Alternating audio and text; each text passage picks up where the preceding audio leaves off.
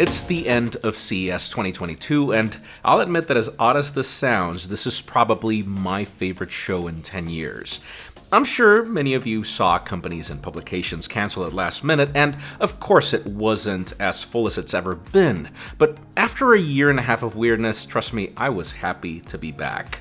I feel it was a more intimate show with far less layers of complexity, and if we're honest, what matters most is the products. I think this was a show of a lot less concepts which later become vaporware. What you care about most is what you can access as a consumer, and boy, did we get a lot of great ones. I'm Jaime Rivera with Pocketnow, and this is our list for Best of CES 2022, sponsored by Hyundai.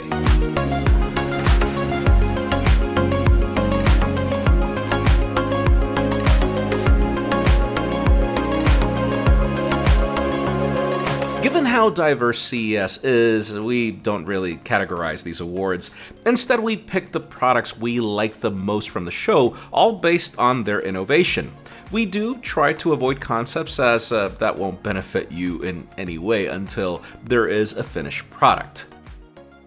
The first actually comes from Hyundai. Like, how many of you knew that the company acquired Boston Dynamics a few months ago? We've seen their spot robots go viral in so many videos, but to go from concept to a product that's actually being used in the real world is pretty awesome. Now fitted with a robotic arm, Spot can be used for applications that would be too dangerous for humans. That's not all though. Spot is just one product in the company's new Mobility of Things ecosystem, or MoT for short. We also got to see their future concepts, which range from personal mobility solutions that can serve anyone, whether with or without impaired mobility, to have a more personalized solution for city transportation. Other solutions include logistic mobility, which provide versatile solutions that can be adapted to tons of logistic needs.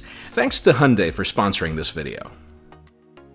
Obviously, we value mobile devices a lot in this channel, and it was great to see Samsung Galaxy's return to CES. We spent months waiting for the company's Fan Edition value proposition, but now the time has come.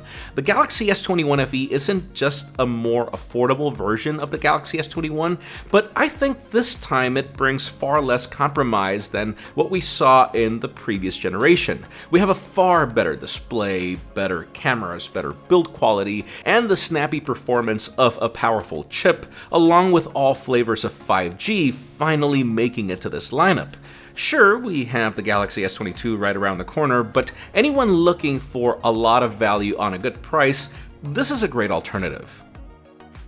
Speaking of mobile devices, true wireless earbuds continue to be a booming market, and you guys know that I have a sweet spot for Jabra. They've been my weapons of choice for years given their proven durability and sound quality, and their new Elite 4 Active are just that. We're talking 6mm drivers on each ear plus an adaptable EQ through the app, in addition to 4 microphones for phone calls, 7 hours of battery life or 28 if you add what you get in the case, built-in Alexa, Spotify tap playback, active noise cancellation, and a hear-through mode, all on such a tiny package at a more aggressive price and including a 2-year warranty. It's really hard to beat all that functionality alone, but at just $119, they're pretty irresistible. Now, who'd have thought that I'd ever consider a digital projector a mobile device, but that Samsung Freestyle really stole the show. The concept of a pretty portable projector that can then morph into so many form factors, which even include a light bulb adapter that'll allow you to connect it to a ceiling, is pretty awesome. There are optional skins and cases to change its appeal, but honestly, its functionality is what I like the most. The idea that I don't need a large projector for a camping trip, nor that I need a special stand for it or an expensive screen. Nope, the Samsung Freestyle is designed to adapt to whatever scenario you want. It's hard to deny how cool this little product is. Now, I do read your questions in the comments over what watch I'm wearing all the time, and yes, this is a Garmin Fenix 6 Pro Solar Titanium Edition. I'm currently training for a marathon, and I really need a fitness computer more than I need a smartwatch. But Garmin's are actually both. Now, for anyone looking for a more modern approach to a smartwatch that provides Garmin sport functionality, the Venu 2 Plus is pretty up there. It brings fan favorites like a pulse oximeter and an all-day heart rate sensor, which help provide accurate data of your body battery, sleep tracking, and obviously any fitness activity. Now, what makes this Venu 2 Plus special is that it has far better smartwatch functions. You can now use it for phone calls or to even call on your favorite voice assistant.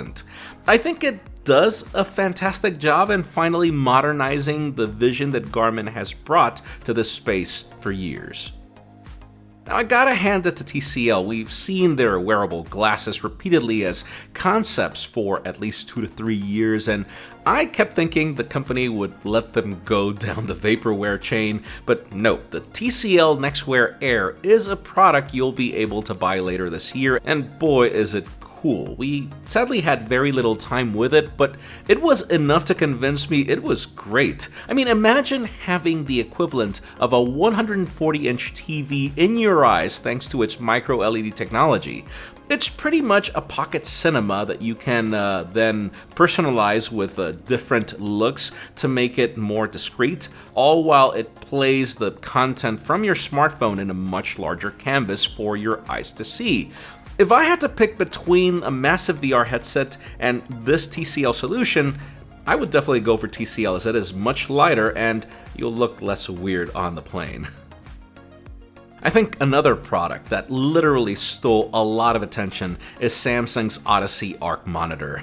It's seriously hard for any monitor to impress lately, but this one will kind of leave you speechless. I mean, imagine a 55-inch diagonal display of pure 4K resolution that then is 16:9 aspect ratio, which means it is super tall for its form factor.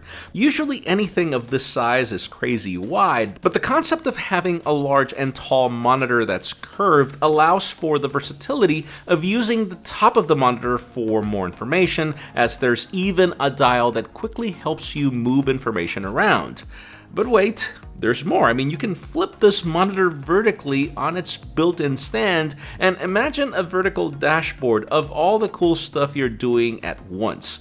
This product is just too cool, and let's hope its final price tag matches the excitement that it generated. Now, robot vacuums are a pretty misunderstood product because the most popular ones aren't necessarily the best ones, and I'm looking at you, Roomba. Few companies make truly automated robot vacuums well, and Roborock is one of them. Their S7 has already won a lot of popularity, but this new MaxV Ultra variant takes that step further. Usually, the biggest pain point with any cleaning device is to have to clean the damn device later, but that ends here. This new model will clean itself in such an automated way that you'll only need to replace the water on the containers. Best of all, you now don't even have to add water to the mop feature. Even this is fed by the water tank that now lives in the dock, and now with LiDAR cameras for better guidance, it's pretty much the whole package. Sure, we did see a ton of cool laptops at CES, but I don't think any of these took as much attention as Dell's new XPS 13 Plus.